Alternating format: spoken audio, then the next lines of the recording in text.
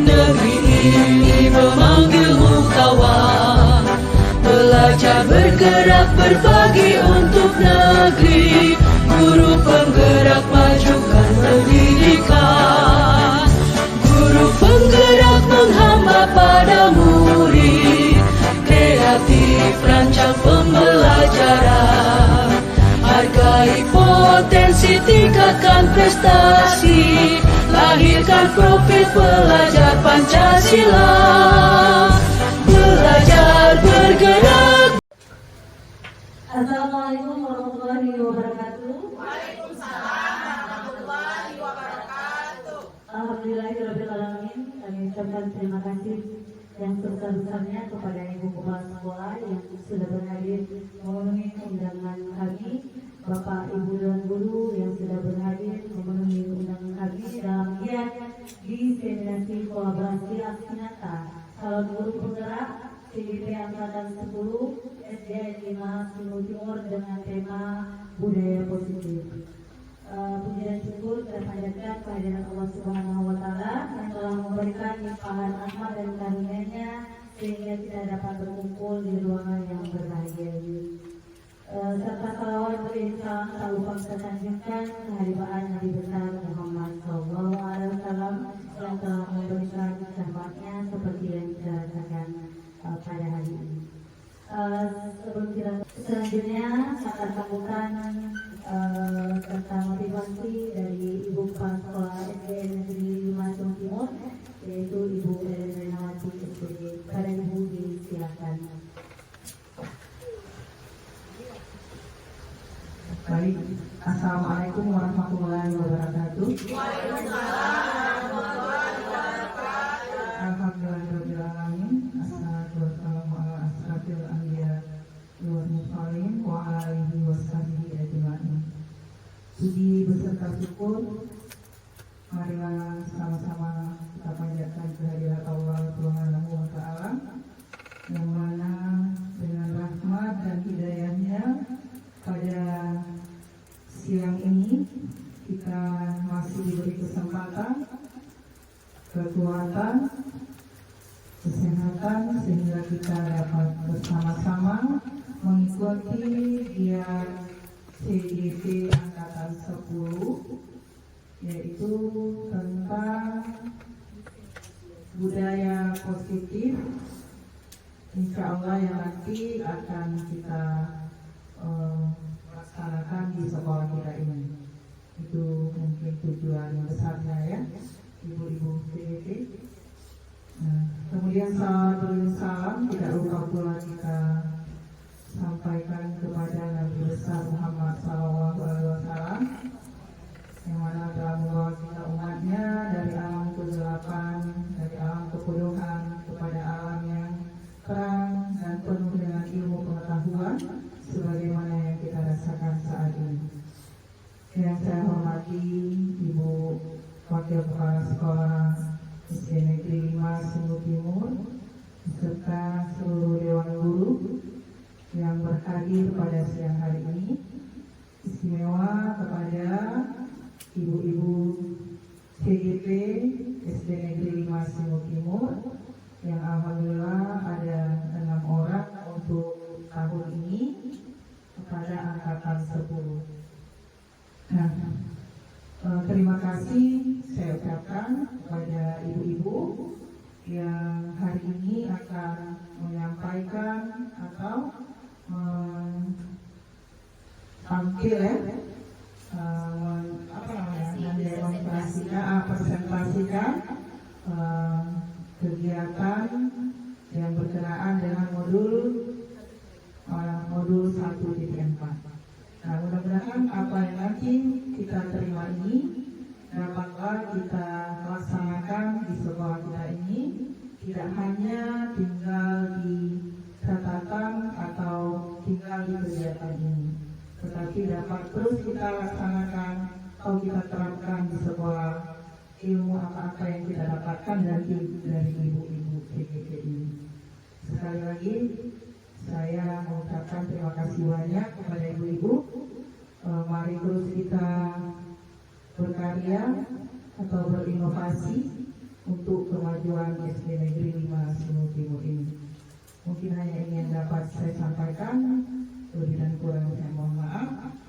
Wassalamualaikum warahmatullahi wabarakatuh. Waalaikumsalam warahmatullahi wabarakatuh. Terima kasih kami ucapkan kepada Ibu Kepala Sekolah yang sudah memberikan sambutan serta motivasinya kepada kami. Baik, untuk pemaparan hari ini, kami dari CGP memaparkan 6 budaya positif kepada ibu-ibu. Yang pertama, disiplin positif. Yang kedua, motivasi perilaku manusia nanti oleh Ibu Nomi Elvira. Yang ketiga, keyakinan kelas oleh Ibu Rika Fitriani. Yang keempat, kebutuhan dasar manusia oleh Ibu Sri Rauni. Yang kelima, posisi kontrol oleh Ibu Armalina Anju. Dan yang terakhir, segitiga restitusi oleh Ibu Dea Anggraini. Baik Bapak Ibu, untuk sebelum dilanjut ke materi, inilah kami berenam bersama dengan Bapak Kasir dan Bapak dan Ibu Kasir lagi, yaitu saya sendiri. Sebelumnya kita kenalan lagi atau kita bersama juga Bapak Kadis kita, Bapak Abdi. Di sini ada Ibu Kepala kita yang cantik, Ibu Yalen, dengan SPD. Kemudian ini Bapak Kasir kami.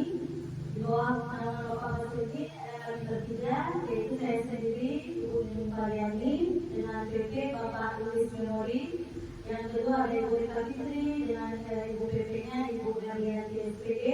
Yang ketiga ada Ibu Nuril Firawati dengan Ibu PP-nya Ibu Daswani. Sedangkan dengan Ibu Wakil Ibu Rizky Rahmawati SPD, itu di bawahnya ada Bapak pengajar praktiknya Bapak Ilmiadi, CDP-nya Ibu Armainawi Anju, Ibu Sri Rauni, pengajar praktiknya Bapak Safrial, dan yang terakhir Ibu Dea Anggraini, Bapak PP-nya Bapak Sultan SPD. Ya, lanjut dengan kami berenam dalam hari ini memaparkan budaya positif dengan tujuan semoga setelah sosialisasi hari ini kita dapat memahami keberagaman siswa, kita dapat menyadari persepsi mengenai siswa dan implikasinya terhadap pemberian hukuman. Yang ketiga, menyadari tujuan perilaku salah siswa. Dan yang keempat, kita dapat mengembangkan rencana aksi untuk melaksanakan disiplin positif dalam proses pendidikan. Nah, sebelumnya kita pahami dulu bagaimana siswa kita sudah seragaмкah atau beragamkah.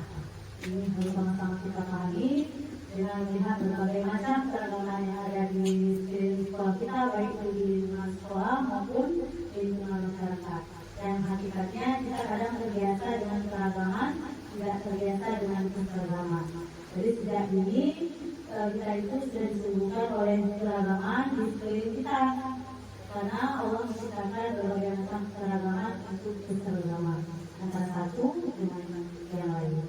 Nah, ibu-ibu, apa saja keragaman yang ada pada siswa kita?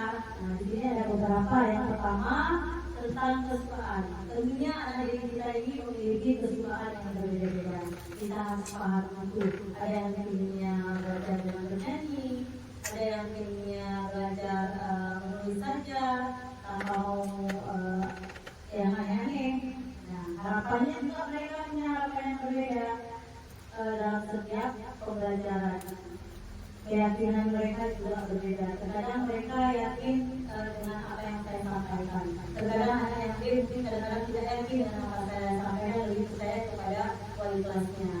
Nah, anak-anak itu berbeda-beda keyakinannya. Kemudian latar belakang keluarga, kita juga harus melihat bagaimana latar belakang keluarga. Itu sangat penting. Apakah anak itu berasal dari keluarga yang aman-aman saja, cukup dengan segala hal, itu baik itu materi, mungkin dukungan, kasih sayang lengkap, tapi tidak semua anak memiliki hal tersebut. Ada juga kadang-kadang anak yang latar belakang keluarganya mungkin kita katakan broken home, yang mungkin menyebabkan dia di sekolah itu terlambat datang, tidak disiplin, dan baik dalam hal apapun, baik dalam perhatian baju, mungkin dalam kelengkapan peralatan sekolah, itu berpengaruh. Jadi kita seorang guru harus melihat latar belakangnya. Kemudian jenis kelamin. Nah, anak kita tentunya memiliki jenis kelamin yang Berbeda berarti bukan orang tuanya dua ya, jangan lagi tiga. Dua jenis seperti perempuan dan laki-laki.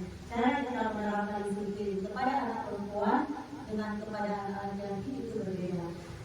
Karena perempuan mungkin lebih mengutamakan perasaannya. Sekali kita sampaikan mungkin dia sudah bisa memahami. Tapi kalau anak laki-laki mungkin 1-2 kali berulang. Ada juga yang sekali sampaikan bisa dia terima, tapi ada juga yang beberapa yang tersampaikan mereka tidak secepat itu memahaminya.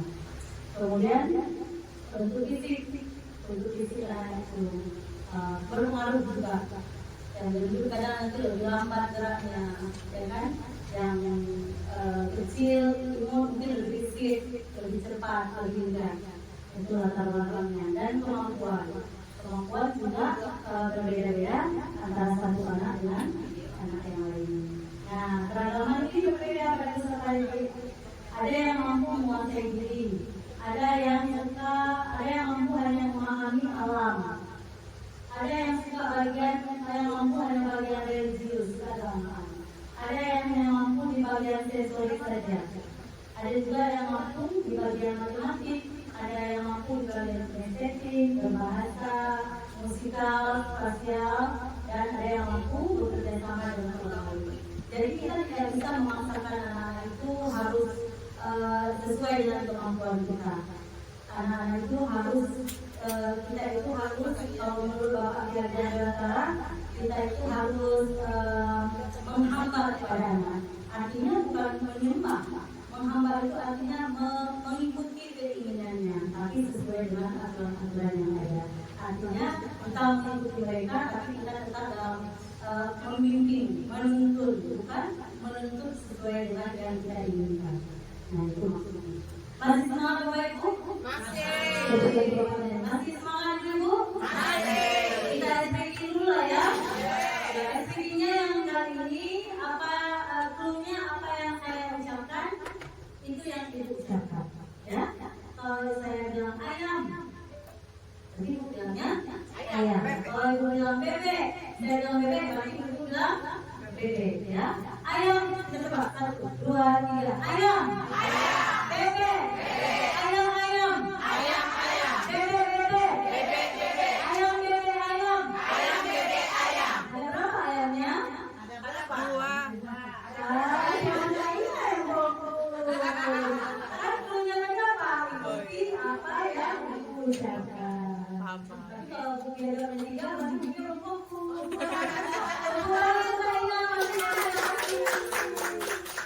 Terima kasih. Selanjutnya. Nah, ini ada mitos dan fakta. Yang pertama mitosnya, kadang hukuman fisik cara yang paling baik dalam mendisiplinkan anak. Metode yang lain tidak bisa memberikan dampak sebaik itu. Namun fakta ini berbeda. Hasil penelitian malah menunjukkan bahwa menghukum fisik berdampak negatif pada perkembangan anak. Sebaliknya, hasil penelitian juga menunjukkan bahwa pendekatan dengan disiplin positif tanpa hukuman mendorong perkembangan anak disiplin dan kedisiplinan diri anak. Kira-kira setuju nggak ya, Ibu? Setuju ya? Ibu gimana Bu? Katanya mitosnya menghukum anak itu bisa mendisiplinkan anak, tapi pada kenyataannya menurut riset, menurut penelitian menghukum anak itu sangat berdampak negatif untuk anak. Fakta lah ya, fakta ya. Ya mungkin bisa kasih argumennya sedikit Bu, nanti Bu Len dari keseharian yang Bu alami kira-kira di mitos dan fakta ini terbukti nggak di kehidupan kalian? Sedikit Bu. Assalamualaikum warahmatullahi wabarakatuh. Waalaikumsalam.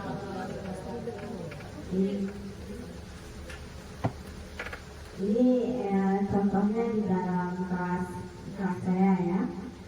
Mitosnya di sini dikatakan bahwa hukuman fisik cara yang paling baik dalam mendisiplinkan anak. Metode yang lainnya tidak bisa memberikan dampak seperti itu. Nah, sedangkan faktanya hasil penelitian malah menunjukkan bahwa hukuman fisik berdampak negatif pada perkembangan anak. Sebaliknya, Hasil penelitian juga menunjukkan bahwa pendekatan disiplin positif gampang mendorong perkembangan kedisiplinan dari anak. Nah, ini contohnya di dalam kelas. Nah, apabila kita menghukum anak, itu akan merasa dendam kepada kita. Nah, itu faktanya yang setelah saya alami. Dia merasa, oh ibu itu pilih kasih selalu memberi hukuman yang berdampak mental anak. Sedangkan kalau kita memberi hukuman yang secara positif, seperti kalau anak berbuat salah, kita mengatakan bahwa itu salah, berarti kalau salah harus minta maaf. Nah, di sini dia akan teringat selalu, oh berarti kalau saya berbuat salah, berarti saya harus meminta maaf. Ini yang saya rasakan di dalam kelas. Terima kasih. Assalamualaikum warahmatullahi wabarakatuh. Waalaikumsalam. Terima kasih Bu Eni, betul sekali ya. Karena luka yang kita berikan kepada anak itu walaupun sedikit ternyata membekas sampai akhir hidupnya akan dikenalnya. Contoh pengalaman pribadi saya kepada adik sepupu saya sendiri, dan saya itu sudah lupa karena sudah lama sekali. Sampai dia minta ampun adik, dia katakan, Bu ini kak ini sangat kejam ya, ada gitu. Kenapa bilang begitu? Karena dulu kakak bilang di depan kawan-kawan kalau Yudani masih pipis di tempat tidur. Dia tenang sampai dia saat dewasa sekarang masih dia tenang. Padahal cuma dalam rencana guru ini tadi cuma supaya dia jangan lagi begitu. Atau lagi bapaknya gimana? Jangan pipis saja kan sudah patung sama SD kan? Masih itu akhirnya membuka itu tingkat kebutuhan bukan fisik, kemudian tingkat kata-kata itu bisa sangat membukakan ya. Lanjut ya. Yang selanjutnya ini mitos yang kedua, hukuman mengajarkan ketaatan dan rasa hormat. Nah, hukuman dengan menghukum berarti kita mengajarkan ketaatan dan rasa hormat. Itu mitosnya. Namun faktanya dengan hukuman anak hanya taat ketika ada yang mengawasi. Padahal ketaatan pada peraturan dan kode etik harus berdasarkan pada kesadaran. Gimana Ibu akan kira-kira? Ibu kalau melihat tadi sedikit Ibu pengalaman Ibu tentang mitos dan fakta hukuman Ibu. Baik, terima kasih. Assalamualaikum warahmatullahi wabarakatuh. Waalaikumsalam. Mitosnya mengajarkan ketaatan dan rasa hormat. Ini jelas-jelas dapat kita lihat dalam juga keseharian kita di kelas. Dan juga faktanya dengan hukuman anak hanya taat ketika ada yang mengawasi. Padahal ketaatan pada peraturan dan etika harus didasarkan pada kesadaran. Ini juga dapat kita lihat dalam keseharian kita. Seperti ini misalnya dalam kita melaksanakan suatu kegiatan, ya, suatu kegiatan, umpamanya kita di Islam ya pada hari Jumat. Kita memang mata-mata kita kalau seperti keadaan di sini kan di musola ataupun mungkin ada juga sekali di lapangan. Tetapi kadang-kadang anak-anak ini harus kita awasi. Nah, jadi harus kita awasi. Belum ada rasa kesadaran di hatinya itu belum ada untuk bergerak sendiri. Jadi harus kita kawal. Jadi di sini juga kita juga sebagai guru ini kepada guru CDP, mungkin sekolah kita juga masih harus kita awasi. Jadi ini harapan kami, terutama ya kadang-kadang kita juga termasuk guru senior yang sudah lama di sini. Bagaimana cara kita ini kami harapkan kepada ibu-ibu CDP berusaha semaksimal mungkin. Jangan ada lagi istilahnya kalau ada kita membuat suatu acara atau kegiatan harus benar-benar kita awasi.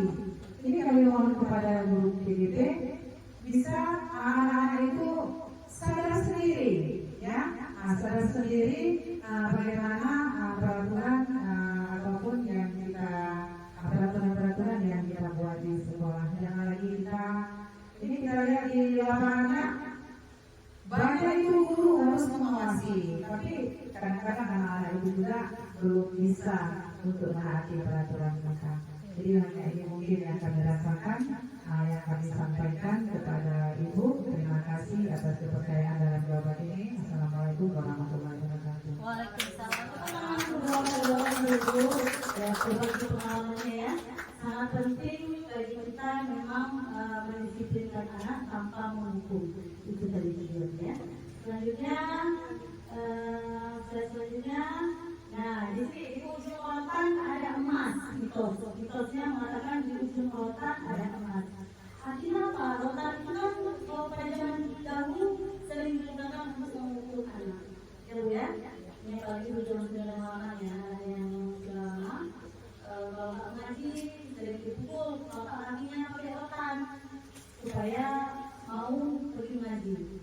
Nggak tidur siang dipukul juga. Saya juga merasakan itu. Ya, nggak sholat dipukul juga. Orang tua saya dulu nggak berbicara saat dia menegur kita sholat atau tidur siang, dia nggak berbicara, tapi dia bergerak terus dua tangannya. Itu bicara dia mau ulang dirinya. Sampai saya berpikir apakah saya ini anak kandungnya? Kenapa dia begitu kejam memberikan hukuman? Tapi anak zaman dulu beda dengan anak zaman sekarang.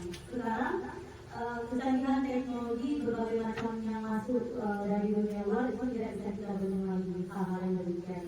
Jadi penerapan hukuman itu kita tidak bisa menggunakan dengan kekasaran atau hukuman fisik karena sudah ada undang-undangnya. Ya. Lanjut kita ke slide berikutnya. Jadi intinya kita harus stop kekerasan kepada anak-anak. Hukuman itu sama dengan mengontrol perilaku seseorang dengan memberikan rasa takut, ancaman dan fisik maupun emosional. Dan kedua, stop pembiaran, membiarkan anak melakukan hal-hal yang tidak adil. Tapi kita melakukannya dengan disiplin positif. Nah, disiplin positif adalah sesuatu cara mendisiplinkan anak tanpa merendahkan martabat anak dan tanpa kekerasan. Itu tujuan yang ingin dicapai oleh Bapak Dihajar Dewantara. Ini definisi disiplin positif menurut Gosen. Intinya kita harus dapat mengontrol diri dan menguasai diri untuk memilih tindakan yang mengacu pada nilai-nilai yang kita hargai. Selanjutnya dampak disiplin ada 5. Yang pertama, mengurangi jumlah kasus kekerasan pada anak. Yang kedua, berdampak positif pada pengembangan karakter positif anak. Yang ketiga, berdampak positif bagi hasil belajar anak. Dan yang keempat, berkurangnya perilaku sosial yang negatif.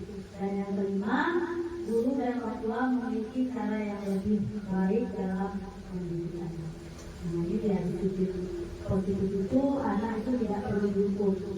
Anak mampu memahami bagaimana perilaku yang pantas, berarti bertanggung jawab sehingga anak mampu mengendalikan dirinya. Yang tujuan utamanya adalah agar anak memahami tingkah lakunya sendiri, berinisiatif, bertanggung jawab atas apa yang mereka pilih, serta menghormati dirinya sendiri dan juga orang lain. Dengan kata lain, disiplin menanamkan proses pemikiran dan perilaku positif sepanjang hidup anak. Nah, ini disiplin tambah dan hukumannya ya.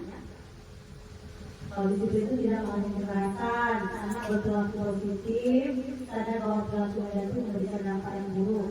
Kemudian anak termotivasi datang ke sekolah sendiri tanpa paksaan, memanfaatkan kesalahan sebagai peluang untuk pelajaran, mendekatkan guru dan siswa, bersifat jangka panjang, positif dan menghargai potensi anak, membangun logika, membimbing yang membangun. Kalau hukuman mengandung kekerasan fisik secara verbal dan agresif, anak patuh menurut hanya takut karena dihukum. Kemudian anak berada di bawah tekanan atau hukuman, memaksa anak untuk mematuhi pelajaran sesuai dengan guru dan orang tua. Kemudian dapat menjauhkan siswa dengan guru bersifat jangka pendek, negatif dan tidak menghargai potensi anak, mengendalikan, memalukan dan melecehkan. Itu plus minusnya disiplin bedanya disiplin dan hukuman. Nah, semua itu sudah kita terapkan kepada anak dan kali-kali tidak bosan-bosannya kita menerapkan disiplin dari tujuan kita dapat tahu bagaimana cara mulai berpikir positif, dapat mencari solusinya, kemudian kita menghasilkan kesepakatan dan mendapatkan tujuan yang kita inginkan. Nah, itu contohnya buang sampah, terlambat, mengganggu teman, ya contoh perilaku yang tidak baik, mencorek, menggini, menempelkan barang terburu, memuli. Nah, itu contoh-contoh tindakan disiplin. Jadi bagaimana kita menerapkannya di anak supaya tidak berulang? Nah, ini semua dapat kita capai dengan kita berdiskusi lebih lanjut lagi dengan para pemangku sekolah, baik itu orang tua dan kita guru. Jadi kalau kita sudah memberikan kepada anak-anak bagaimana mendisiplinkan kamu hukum, sudah kita tegur, sudah kita sampaikan dengan baik, sudah kita berikan berulang-ulang dan belum sampai pada tujuannya. Kembali lagi kita berdiskusi dengan guru kepala sekolah, berdiskusi dengan guru-guru senior dan berdiskusi dengan orang tua. Ya, begitu mungkin dari pemaparan dari saya tentang disiplin positif. Ada yang kira-kira yang mau disampaikan Bu, pemaparan sedikit Bu untuk disiplin positif, Bu ya? Sedikit Bu ya? Dari Bu? Iya.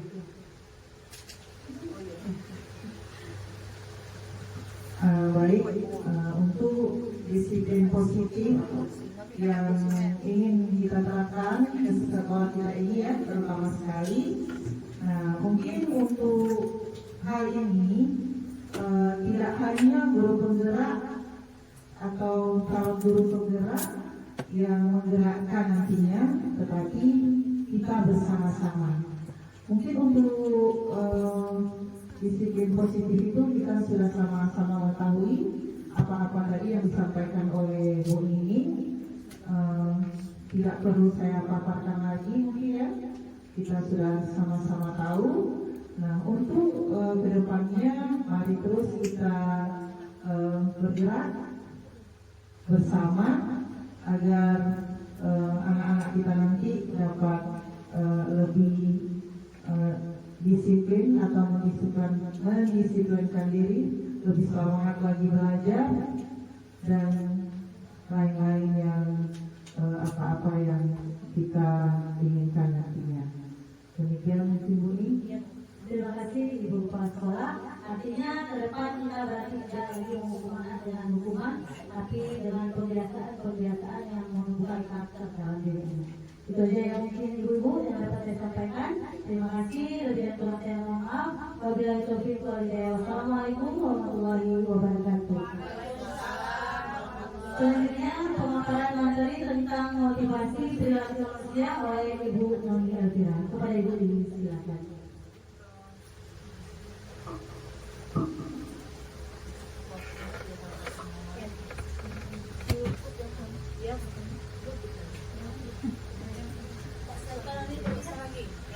Assalamualaikum warahmatullahi wabarakatuh. Waalaikumsalam warahmatullahi wabarakatuh. Terima kasih kepada Ibu Kepala Sekolah. Kali ini kami memperkenalkan tentang perilaku motivasi manusia. Nah, perkenalkan nama fasilitator saya yaitu Pak Muhammad Arifin Aziz SPD dan Ibu pengajar praktik saya Daswani SPD dan saya sendiri yaitu Noni Elvira SPD, calon guru penggerak angkatan 10. Selanjutnya saya akan memaparkan tentang motivasi perilaku manusia. Nah, motivasi perilaku manusia yaitu motivasi merupakan dorongan yang timbul dari diri seseorang secara sadar atau tidak sadar untuk melakukan suatu tindakan dengan tujuan tertentu. Yang pertama, menghindari ketidaknyamanan dan hukuman. Siswa melakukan disiplin karena ia takut dihukum. Ini merupakan motivasi eksplisit. Nah, mungkin dalam kehidupan kita sehari-hari dalam proses belajar mengajar ada yang melakukan anak-anak kita seperti ini. Dan yang kedua, mendapatkan imbalan atau penghargaan dari orang lain, yaitu murid melakukan disiplin diri karena ia ingin mendapat imbalan. Ini merupakan motivasi dan prinsip dari luar. Nah, selanjutnya menghargai nilai-nilai kebajikan yang diri sendiri. Murid melakukan disiplin diri karena sadar akan nilai kebajikan diri sendiri. Ini merupakan motivasi intrinsik. Nah, dalam kehidupan sehari-hari, anak peserta didik kita ini banyak melakukan hal yang demikian. Memang mungkin tujuannya mereka itu tidak mereka sengaja, tapi hal ini pernah dilakukan. Nah, selanjutnya konsep disiplin dengan identitas gagal. Di sini hukuman itu yang pertama menyakitkan, memberikan rasa tidak nyaman, murid takut, memaksa, murid menyembunyikan kesalahan, murid menjadi rendah diri. Mungkin dalam kehidupan sehari-hari, dalam proses belajar mengajar sering ini terjadi. Kira-kira teman-teman ada yang merasakan hal seperti ini? Ada, ya. Dan selanjutnya penghargaan. Yang pertama tidak efektif, yang kedua merusak hubungan, atau dalam kurung memberikan sifat yang kurang baik, itu sifat diri. Nah, mematikan kreativitas, menghukum dengan sistem ranking, dan juga merampas hak menghargai dirinya. Nah, memang dalam sifatnya hukuman, kita tidak melakukan tujuannya untuk menganiaya anak. Hal ini memang tujuan kita bukan untuk menganiaya anak, akan tetapi mungkin ketidaktahuan kita lakukan tanpa kita sadari. Sebenarnya tujuan kita baik, tidak ada niat kita semua guru di sini mau menghukum atau menganiaya peserta didik kita, tidak ada. Semua prinsipnya guru ingin mencerdaskan anak bangsa agar anak peserta didik ini nanti memperoleh kesuksesan dan bisa memberikan kebaikan kepada dirinya sendiri, guru, dan juga bangsa. Namun yang kedua, di sisi penghargaan, memang ini sering kita lihat, bahkan di lingkungan kita ini mungkin sering pernah terjadi.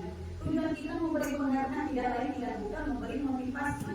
Namun ketika kita memberikan motivasi, ada juga dampak buruknya. Itu kita peroleh dari hasil penelitian para ilmuwan, sehingga ternyata memberikan penghargaan ini kurang efektif karena itu akan memberikan motivasi anak itu ketika berbuat harus ada iming-iming atau semacam hadiah seperti itu. Contoh, kalau anak ibu sudah bisa menghafal misalnya hafalan surah-surah pendek, sekian surah pendek, ada istilahnya semacam pemberian reward atau penghargaan. Memang di sisi lain, satu sisi tujuan kita itu untuk memberikan motivasi sehingga anak itu tergerak untuk bersemangat belajar. Akan tetapi secara tidak langsung akan memberikan sebuah dampak yang kurang baik. Yang kurang baik di sini, dia selalu ketika melakukan sebuah kegiatan dia harus memerlukan dorongan. Namun yang dorongan yang kita harapkan adalah dorongan dari dirinya sendiri, sehingga tanpa pun kita instruksikan anak itu ada dorongan dari dirinya sendiri. Nah, selanjutnya konsep disiplin dengan identitas sukses, konsekuensi dan restitusi. Nah, penguatan jangka pendek perlu monitoring berkelanjutan, stimulus respon, murid menghormati peraturan, kehilangan waktu untuk merenungi kesalahannya. Selanjutnya restitusi, murid bertanggung jawab untuk perilaku, fokus pada pemecahan masalah jangka panjang, murid menghormati dirinya dan orang lain. Teori kontrol dirinya memegang kontrol, murid bersemangat memperbaiki kesalahan. Nah, memang dalam kehidupan kita sehari-hari dalam proses belajar mengajar, tentu anak didik kita ada yang melakukan kesalahan. Namun kita memberikan bukanlah sebuah hukuman, akan tetapi pada awalnya kita sebelum memulai ajaran baru kita sudah membuat semacam peraturan atau keyakinan kelas. Tujuannya itu, keyakinan kelas itu kita buat untuk mengurangi hal-hal yang kurang baik yang dilakukan peserta didik, sehingga konsekuensinya dia sendiri yang membuat. Nah, jadi konsekuensi itu tidak yang bersifat sebuah hukuman yang diberikan guru, tapi kontrol itu dari anak-anak kita sendiri yang melakukannya, karena sudah membuat sebuah keyakinan, kesepakatan bersama bahwa hal itu bisa dilakukan dan ada yang tidak bisa dilakukan. Nah, restitusi, tujuan dari restitusi itu murid bertanggung jawab dalam perilakunya.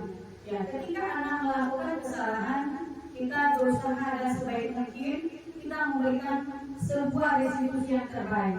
Yang terbaik di sini tanpa kita harus menyudutkan atau memberikan anak ini merasa bersalah. Tapi bagaimana anak ini bisa menyadari kesalahannya dan mampu menyelesaikan dan memecahkan persoalan tanpa merasa tertekan, tanpa merasa tersudut, sehingga dia bisa memperbaiki dirinya di dalam dirinya itu sendiri, tanpa harus kita paksakan dari luar. Yang selanjutnya teori kontrol dari dirinya itu tadi, kontrol itu harus hadir dari dalam dirinya sendiri, bukan dari luar. Karena yang memanage semua perilaku yang sebaiknya ada di kita sendiri, bukan orang lain. Nah, murid bersemangat memperbaiki kesalahan. Nah, dalam kegiatan restitusi ini memang inilah yang bagus kita lakukan. Mungkin dari samping ini saya juga sebagai calon guru penggerak, karena tidak tahu dan pernah melakukan hal demikian, tapi dengan mengikuti sebuah pendidikan guru penggerak ini, begitu banyak ilmu yang saya peroleh sehingga ini bisa kita terapkan dalam kehidupan kita sehari-hari dalam proses belajar mengajar.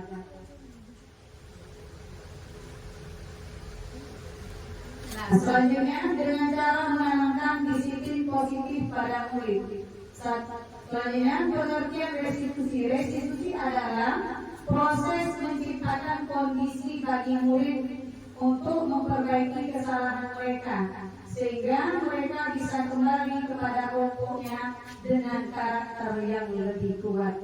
Nah, dalam restitusi ini setiap kesalahan yang dilakukan oleh murid bisa kita selesaikan dengan bijaksana tanpa memberikan tekanan, sehingga pun dia kembali ke kelompoknya dengan karakter yang kuat, sehingga tidak merasa ada rasa tertekan ataupun merasa bersalah kepada teman-temannya. Selanjutnya, ciri-ciri restitusi bukan menembus kesalahan, memperbaiki hubungan, tawaran bukan paksaan. Nah, tawaran bukan paksaan itu kan tadi. Tawaran yang kita berikan itu tanpa kita paksa, tapi sudah ada dalam pribadi anak kita. Nah, menuntut untuk melihat ke dalam dirinya sendiri. Nah, ketika kita menuntut untuk melihat ke dalam diri sendiri, tentu yang kita harapkan kepada anak-anak kita, kesadaran itu tumbuh dari dalam dirinya sendiri, bukan tumbuh dari karena ucapan guru ataupun yang lain-lain. Nah, selanjutnya mencari kebutuhan dasar yang mendasari tindakan. Nah, memang tindakan anak-anak kita ini tidak selalu melakukan kegiatan kelakuannya semuanya baik. Yang namanya sifatnya anak-anak tentu dia akan melakukan kesalahan. Namun kebijaksanaan harus kita tempuh. Selanjutnya, fokus pada karakter bukan tindakan. Memang dalam kita fokus pada karakter, tujuan kita anak didik kita betul-betul mampu mandiri, mampu bersikap baik, tanpa harus kita selalu anak harus seperti ini dan seperti itu. Nah, selanjutnya menguatkan dan fokus pada solusi. Nah, memang kita menyadari kita di sekolah ini semua kita lakukan adalah memberikan solusi, bukan memberikan masalah. Tentu setiap kesalahan yang dilakukan anak bisa kita lakukan, kita cari solusi yang terbaik tanpa harus memberikan sebuah tekanan. Insya Allah semua di sekolah ini tidak ada yang terjadi hal demikian. Nah, selanjutnya contoh kasus siswa sering tidak mengerjakan PR. Nah, mungkin teman-teman bisa melihat sendiri di sini ada hukuman, konsekuensi, dan restitusi. Nah, guru menghukum siswa tersebut dengan menghormati bendera selama 10 menit. Ini hukuman ya. Dan yang kedua, guru menjadi marah dan murid menjadi takut. Nah, guru menghukum siswa tersebut dengan menghormati bendera 10 menit. Alhamdulillah saya rasa di sekolah kita ini belum pernah terjadi demikian. Kira-kira teman-teman pernah terjadi di sekolah kita seperti ini? Belum. Alhamdulillah. Berarti kita tidak melakukan hal demikian. Alhamdulillah kita tidak pernah memberikan hukuman memberi hormat selama 10 menit. Memberi hormat tidak, Iya. tapi mengasingkan barisan ada. Iya, mengasingkan barisan ada. Nah, memang mengasingkan barisan itu secara tidak langsung juga kita tadi seperti sampaikan Bu Ida tadi apa? Mengasingkan apa namanya? Mengasingkan barisan. Iya, coba kita pakai sedikit. Kita berarti bukan memberikan hukuman. Kita kalau di SD 5 ini kita selalu mengasingkan barisan. Artinya di sini anak-anak secara tidak langsung sebenarnya sudah mengalami hukuman, tapi tujuan kita bukan untuk hukuman. Nah itu ya. Kalau untuk menghormat bendera belum pernah kita lakukan. Ya, lanjut dulu. Masih ada 2 lagi. Kami masih penasaran ya, apa nih konsekuensi, apa nih restitusi, ini aneh bagi kami, bahasa baru ini. Baik, selanjutnya terima kasih Bu Ida sudah memberi tanggapannya. Guru menjadi marah dan murid menjadi takut. Nah, memang seperti awal tadi kita tidak ada yang ingin membuat anak itu merasa takut. Sekolah ini dibuat untuk peserta didik memperoleh ilmu dengan aman dan nyaman. Alhamdulillah sekolah kita ini selalu kita berikan rasa aman dan nyaman untuk peserta didik kita. Namun di dalam kita memberikan rasa aman dan nyaman, namanya kita manusia, tentu ada juga kelemahan kita, ada juga kekurangan kita. Tapi dengan kita mengetahui bahwa hukuman itu kurang baik, insya Allah sedikit demi sedikit kita akan memperbaikinya. Saya percaya teman-teman sejawat pun percaya dan kita yakin bahwa semua bisa kita perbaiki. Karena memperbaiki diri itu berasal dari diri kita sendiri. Selanjutnya konsekuensi. Nah, tadi kawan kita satu penasaran apa itu konsekuensi. Kira-kira teman-teman yang lain ada yang paham apa itu konsekuensi? Resiko yang diterima. Iya. Coba. Mungkin konsekuensi lebih diartikan kepada resiko dari akibat yang tidak kita kerjakan. Misalnya di situ seperti tertera di slide, anak-anak diberi tugas untuk membuat di rumah tapi tidak dilakukan. Berarti ada konsekuensi, ada efek, ada sebab, ada akibat yang diterima oleh anak tersebut karena tidak melakukan hal apa yang diberitakan oleh gurunya. Mungkin begitu. Terima kasih. Terima kasih Bu Nini sudah memberikan konsekuensi bahwa konsekuensi ini sebenarnya diberikan karena anak ini tidak mengikuti atau mengerjakan apa yang diberikan tugasnya. Nah, sebenarnya konsekuensi itu sebuah awal tahun pembelajaran baru kita sudah membuat keyakinan kelas. Nah, sebelum keyakinan kelas atau bahasanya peraturan kelas. Nah, dalam peraturan atau keyakinan kelas ini konsekuensinya sudah kita sepakati bersama. Ketika kita tidak melakukan atau mematuhi sebuah tugas yang diberikan oleh guru, tentu kita ada dan akan menerima sebuah konsekuensi. Nah, selanjutnya yaitu restitusi. Ada yang tahu apa itu restitusi, teman-teman? Kira-kira Bu Armai? Restitusi.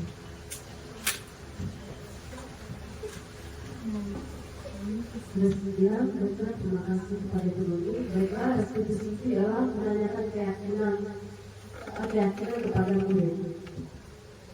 Nah, di situ ada validasi tindakan, menanyakan keyakinan. Itu. Baik, terima kasih.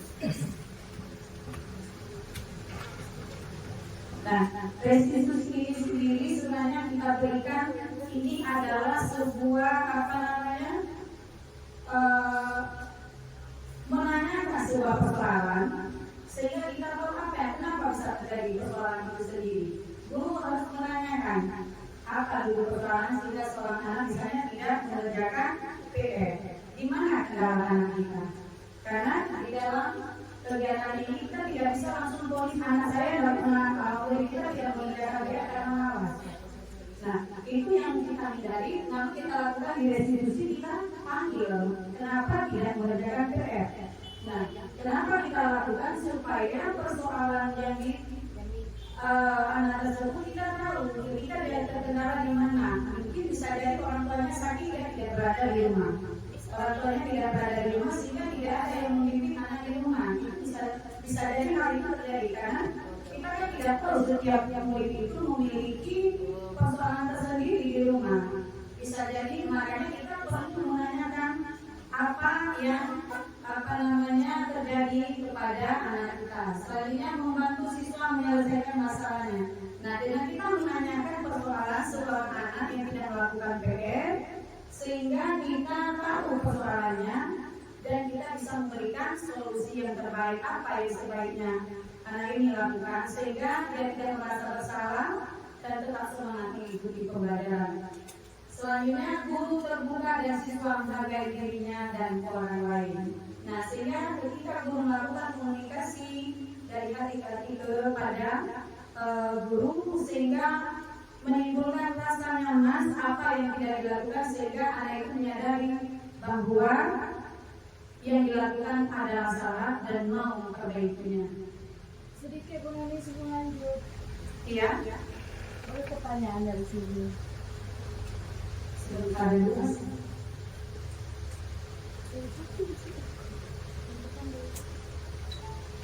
Slide yang terakhir, Bu. Slide yang terakhir. Ya.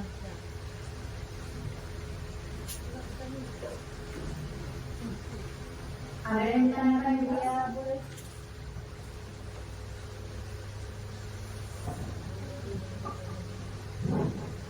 Assalamualaikum warahmatullahi wabarakatuh. Waalaikumsalam warahmatullahi wabarakatuh. Mungkin di sini kami bukan bertanya. Di sini mungkin kami mau membagi ilmu atau Bu Uni bisa membagi ilmu sama kami. Karena Bu Uni sudah mulai pendidikan CBT angkatan 10. Di sini dipaparkan di atas contoh kasus siswa sering tidak mengerjakan PR. Ada hukumannya di situ ada 1, ada nomor 2.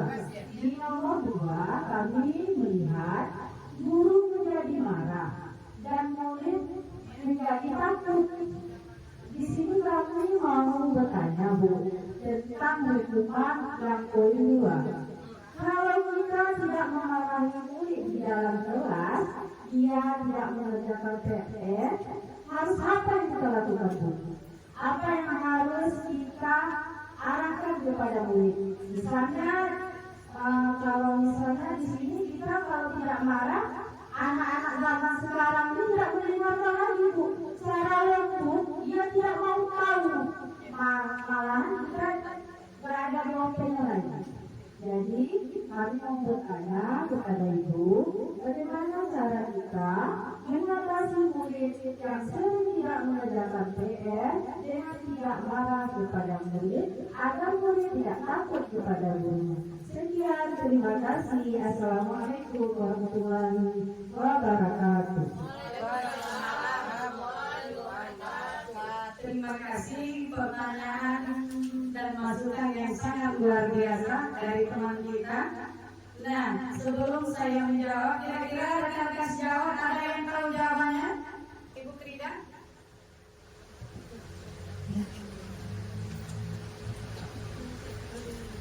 Sebenarnya ini pertanyaan langsung ya, tidak apa-apa saya coba sedikit. Kalau nanti luruskan ya langsung ya. Untuk hukuman tadi, kasus nih buat semuanya. Kasus siswa sering tidak mengerjakan PR. Selama ini yang kita lakukan di SD5 adalah kita sering memberikan hukuman. Nah, di sinilah dia sedikit guru penggerak angkatan 10 ini berbagi ilmu, bukan juga menggurui ya. Hukuman konsekuensi. Hukuman ini berlaku setelah diberikan konsekuensi. Jadi siswa ini kalau tidak mengerjakan PR, kita sudah mulainya tadi dengan keyakinan kelas. Salah satunya mungkin keyakinan kelasnya siswa kesepakatan atau yang telah disepakati keyakinan kelasnya tidak mengerjakan PR tepat waktu. Mungkin itu contoh. Nah, kesepakatan di kelas telah diberikan jika tidak mengerjakan akan diberikan konsekuensi. Nah, konsekuensinya apa? Yang menentukannya itu bukan gurunya, tapi kesepakatan bersama. Di sinilah berlakunya tadi posisi kontrol atau disiplin positif yang ada dari dalam diri anak itu sendiri. Itulah tadi ada dipaparkan sedikit di sini kalau saya tidak salah faktor dari intrinsik. Faktor intrinsik ini faktor dari dalam dirinya. Berarti dia bukan mengerjakan PR lah nanti marah buron. Nah itu marah teman-teman. Ekstrinsipnya. Dia takut karena gurunya. Sama seperti kita. Misalnya mungkin nggak ada nih. Mungkin kan nggak ada. Pulang aja lah buron. Itu faktor dari mana? Ekstrinsip. Takut pada atasan, bukan dari dalam dirinya sendiri. Nah, terkait dengan pertanyaan buat Nino, inilah Bu untuk kita semuanya. Bagaimana nih kita melaksanakan di SD5 ini? Apa kita memberikan hukuman atau konsekuensi? Nah, sedangkan teman-teman kita ini belum paham mana konsekuensi dan hukuman.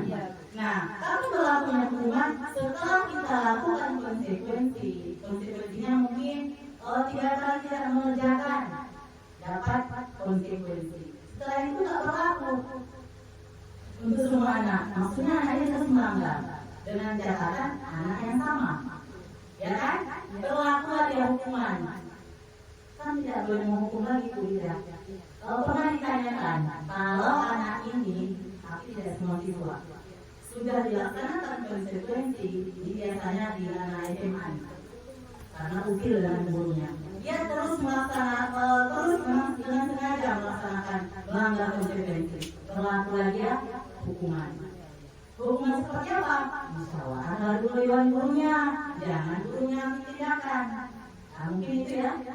Mohon ditambahkan Ibu Langsung. Terima kasih. Assalamualaikum warahmatullahi wabarakatuh.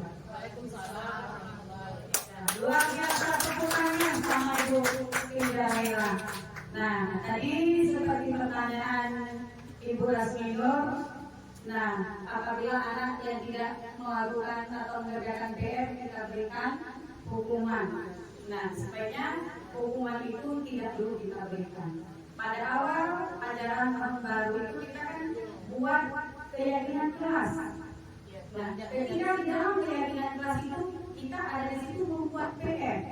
Nah, jadi ketika kita tidak mengerjakan PR nanti apa konsekuensinya? Konsekuensi itu seperti disampaikan oleh Bu Ida dari peserta ini segi asalnya.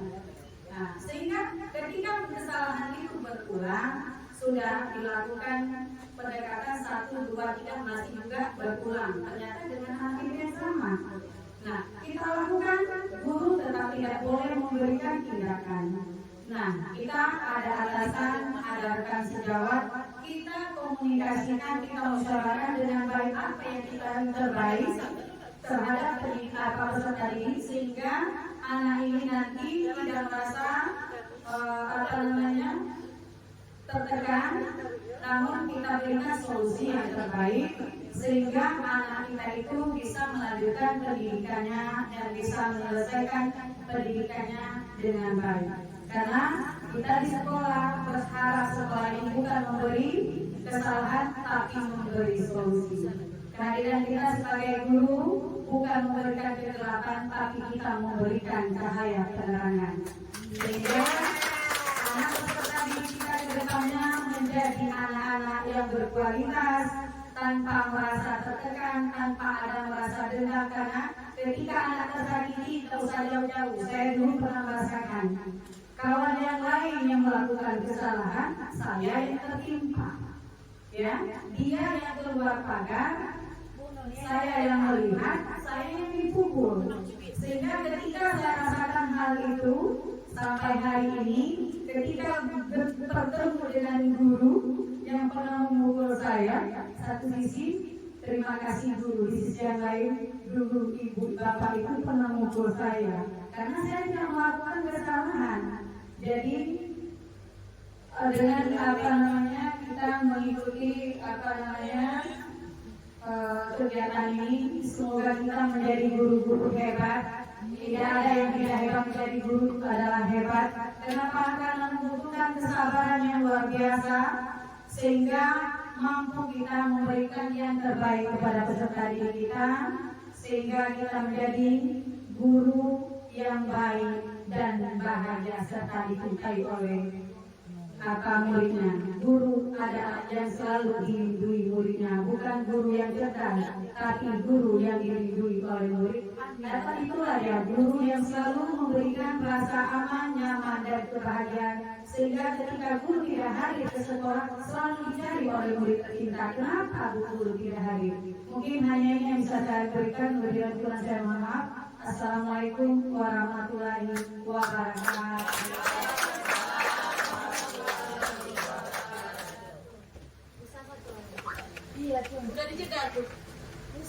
Ya, terima kasih kepada Bu Noni yang sudah memaparkan tentang motivasi perilaku manusia pada siang hari ini. Selanjutnya, pemaparan berikutnya tentang materi keyakinan kelas oleh Ibu Rika Fitriani. Kepada Ibu ini, silakan. Terima kasih ini. Assalamualaikum warahmatullahi wabarakatuh. Waalaikumsalam warahmatullahi wabarakatuh. Terima kasih kepada ibu semua yang telah berhadir pada acara destinasi kolaborasi aksi nyata CDP Angkatan 10.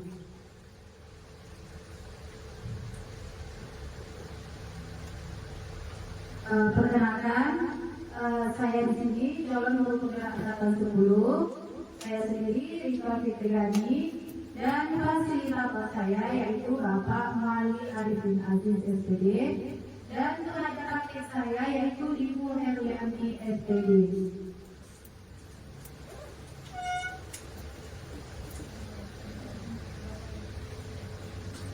Nah, baik, pada kesempatan ini saya akan memaparkan salah satu budaya positif yaitu keyakinan kelas.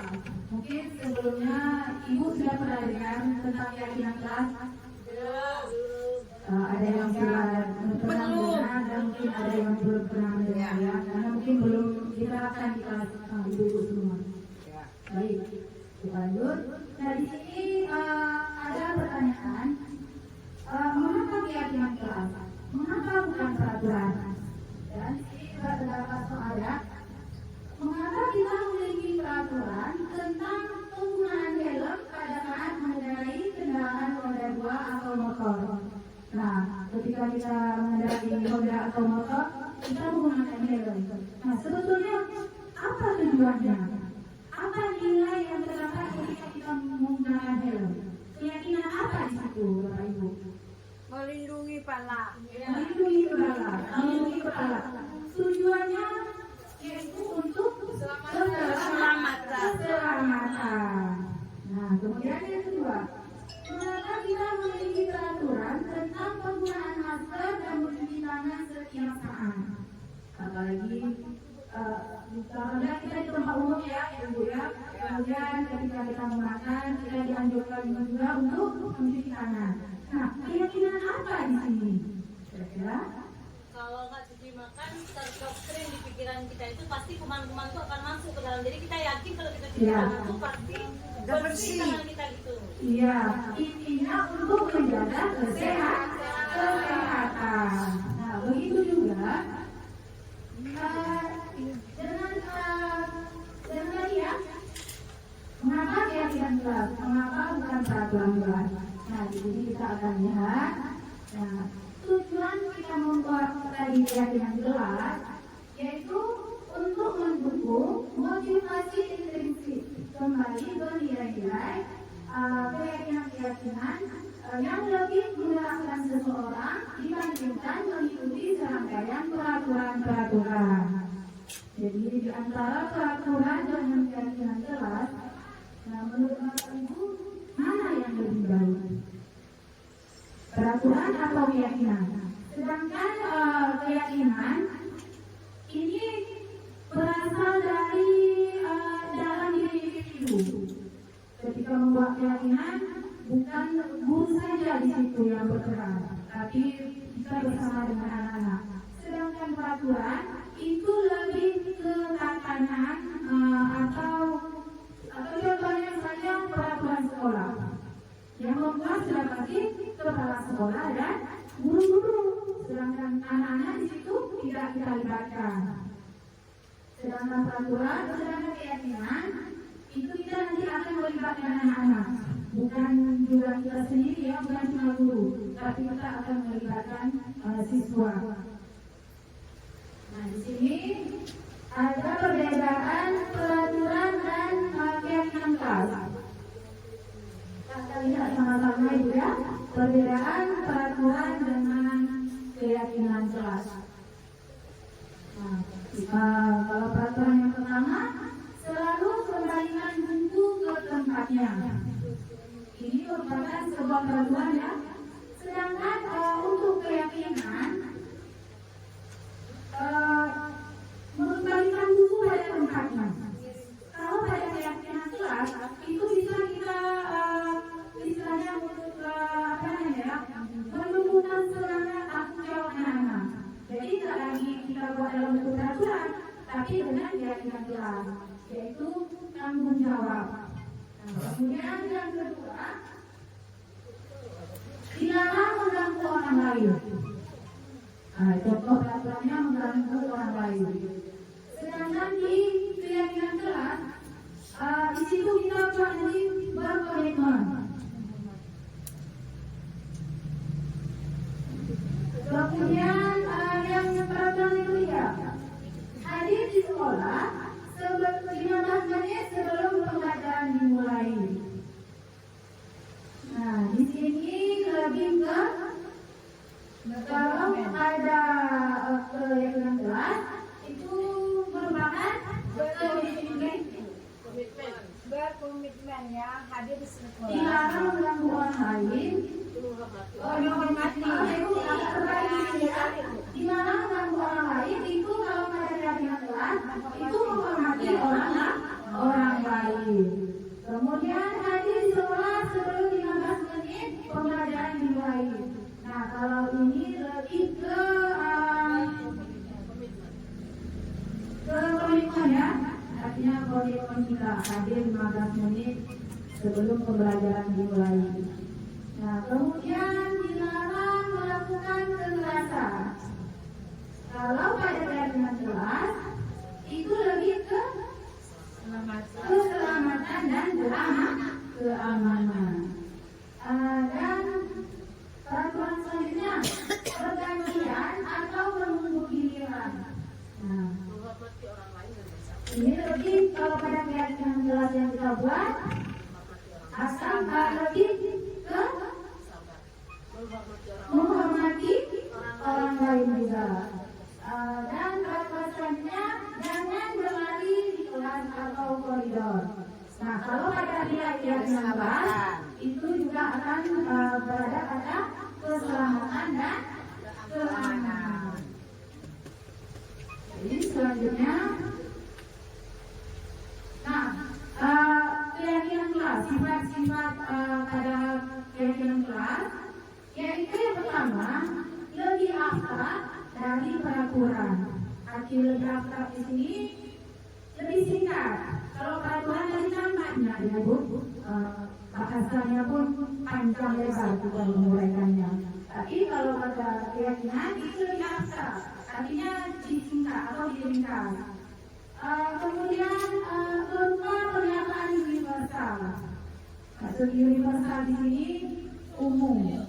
Artinya ketika kita membuat keyakinan kelas, bukan cuma hanya guru sendiri yang terlibat, tapi siswa juga terlibat di situ. Pada saat pembuatan keyakinan kelas. Jadi tidak bisa pembuatan keyakinan kelas ini cuma guru saja yang membuat. Tiba-tiba nanti sudah kita tempelkan. Inilah keyakinan kelas kita. Sedangkan siswa tidak tahu apa. Ya. Nah kemudian sedikit saja ada mudahnya. Nah apalagi kita di SD, tingkat SD ya. Jadi keyakinan kelas itu tidak perlu mungkin sampai 10 atau lebih ya. 3 sampai 5 saja saya rasa cukup. Asalkan keyakinan yang dibuat itu mudah diingat sama anak-anak atau peserta didik kita nanti. Kemudian yang terakhir, melibatkan semua warga kelas. Nah, ketika kita membuat keyakinan kelas tadi, jangan lupa anak-anak itu dilibatkan. Jangan cuma guru saja, tapi semua warga kelas di situ terlibat. Nah, ini ya kegiatan membuat keyakinan kelas. Yang pertama di situ kita berdiskusi dulu tentang keyakinan kelas. Maaf, di sini ada sedikit tulisan tentang keyakinan kelas. Kemudian setelah nanti anak-anak membuat, pertama ini kita berdiskusi dulu. Biasanya bagusnya ya kita buat keyakinan kelas itu ketika pada ajaran baru. Nah, ketika pada ajaran baru mulai, kita mulai di situ nanti berdiskusi membuat keyakinan kelas. Kita tanyakan kepada anak-anak kelas harapan atau kelas impian dia nanti di kelas 5 itu seperti apa. Nah, kita tanyakan kepada anak-anak. Biasanya muncul sendiri dari anak-anak mereka itu ingin yang kelas seperti apa. Misalnya kelas yang nyaman, saling menghormati, seperti itu ya. Kemudian itu kita tadi serta sama anak-anak boleh, nanti anak-anak yang menempelkan apa namanya itu di post-it kita buat, anak-anak buat, nanti akan ditempelkan ke depan kelas atau kelas impian mereka. Dan yang ketiga itu menempelkan keyakinan kelas. Nah, inilah Bapak Ibu dokumentasi pembuatan keyakinan kelas 5D. Ini contoh keyakinan kelas yang telah kami buat. Jangan lupa sebelum berdiskusi, sebelum membuat keyakinan kelas, kita berdiskusi dulu dengan anak-anak. Nah, kita beri arahan kepada mereka tujuan kita membuat keyakinan kelas ini untuk apa manfaatnya. Kita berdiskusi tentang keyakinan. Kemudian setelah keyakinan dibuat oleh anak-anak, itu anak-anak nanti akan menempelkan ke depan di jalannya, anak-anak akan ke depan. Dan yang terakhir nanti kita akan merumuskan keyakinan anak-anak tersebut. Nah, mungkin nanti ada beberapa yang sama,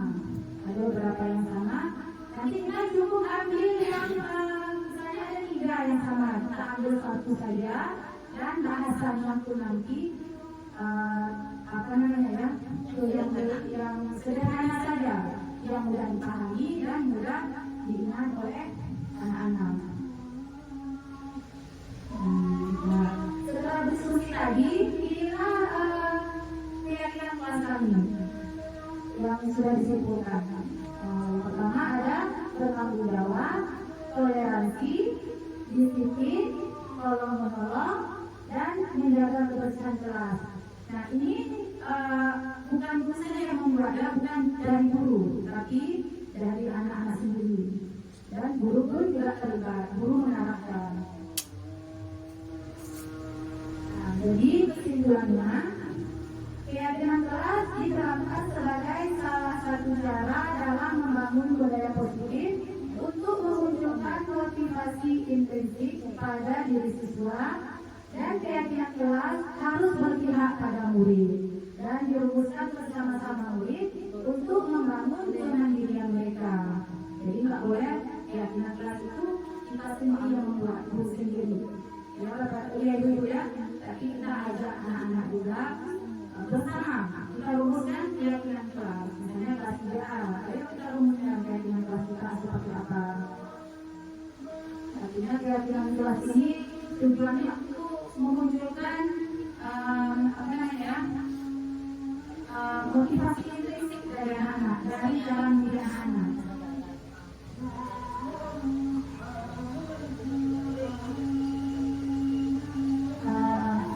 Sampai sini ada yang ditanyakan? Ya boleh, silakan Mbak.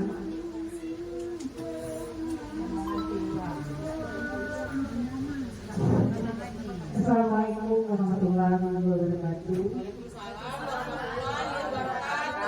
Terima kasih Bu Ika telah memberikan kami kesempatan untuk bertanya.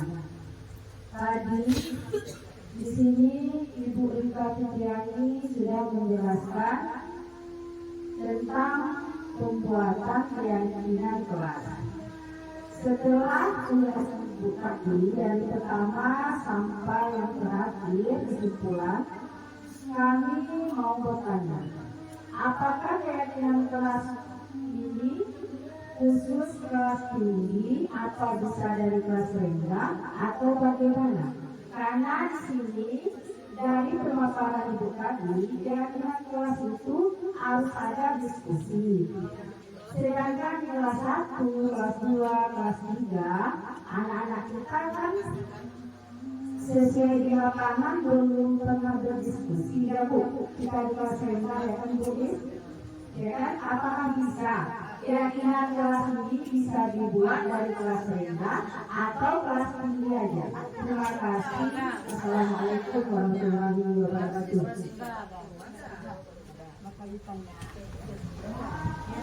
Terima kasih ya, bagus sekali pertanyaannya. Apakah keyakinan kelas ini dibuat khusus kelas tinggi saja? Jadi tidak saja keyakinan kelas ini berlaku untuk semua kelas, mau kelas 1, 2 atau 3. Dan untuk sebelumnya kita kan ada diskusi dulu dan merasa anak ibu kita kan sudah di kelas sudah duduk di kelas 1 nih atau kelas 2. Nah, anak ibu pasti punya impian, keinginan. Kelas kita ini mau kan kelas, misalnya dengan anak saya, mau nggak kelas kita ini kelas yang tidak saling menghormati? Nggak mau, pasti anak itu nggak mau. Artinya sebenarnya sekali anak-anak itu juga mau kelas yang siswanya saling menghormati. Mungkin dalam bahasa apa namanya bilang?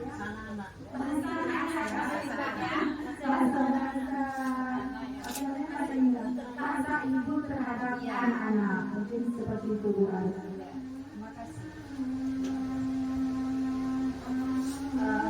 Baik,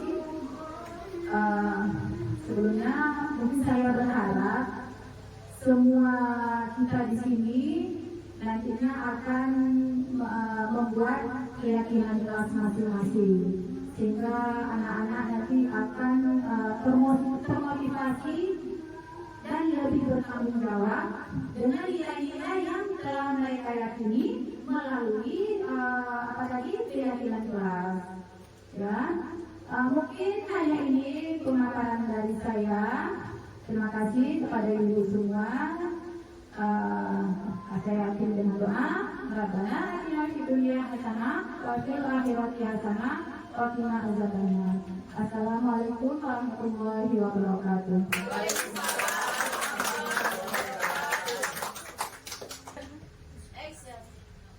Selanjutnya, ini materi yang tunggu ya, disampaikan oleh Ibu Armania Widanju tentang 5 posisi kontrol.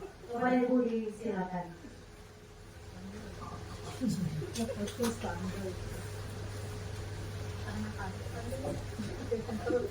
Sudah berakhirnya dari pemaparan Bu ya tadi, maka berakhirlah acara diseminasi kolaborasi nyata calon guru penggerak angkatan 10 SDN Negeri 5 Gunung Timur.